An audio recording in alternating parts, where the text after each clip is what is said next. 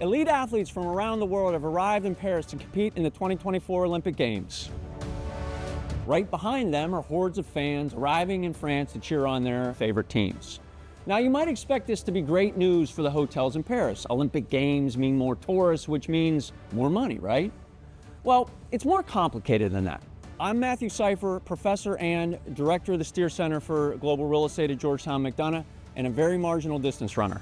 A new study finds that occupancy rates in June 2024 in Paris were actually 25% lower than in June 2023. In other words, there are fewer people staying in the hotels. And the same thing happened in prior host cities such as Rio or London or Beijing, in that hotels in these cities had fewer guests during the years they hosted, with occupancy rates dropping by about 5%. Now, why is this the case? And why might it be a good thing for the hospitality industry in Paris? To understand why hotel occupancy is down, you need to stop thinking about your die-hard sports fans and consider the average traveler. Simply put, most travelers know the Olympics are happening in Paris and will do everything in their power to avoid the chaos in the city. People avoid these locations due to overcrowding and cost. For the same reason, airlines like Air France have also reported lower numbers this year. Now, does this mean the Olympics are bad for the hotel industry in Paris? The answer is not quite.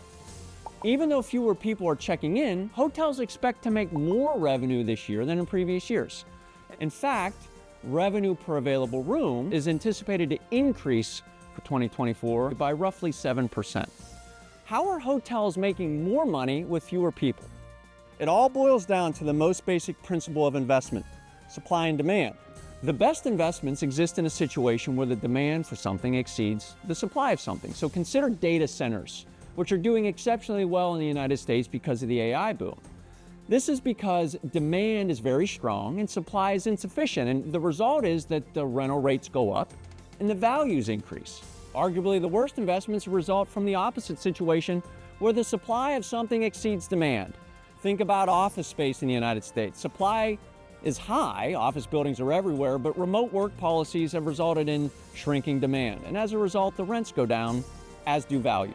Hotel revenue is actually higher during the games despite the lower occupancy, because demand is strong from the less price-sensitive guests who are attending the games.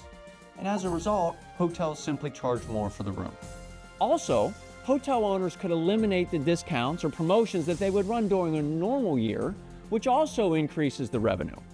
Following similar strategies, hotels in past host cities were able to make up for the low occupancy rates and turn a good profit. In fact, in London, they saw revenue grow by 2%, while occupancy actually declined by 2% in 2012 on an 8% decrease in the visitors to the city.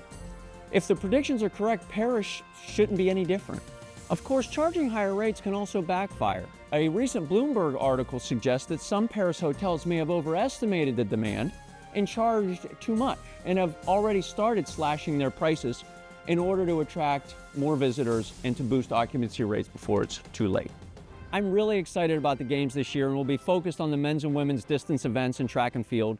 These games are sure to be full of surprises and unexpected outcomes, and the same is true for real estate investing.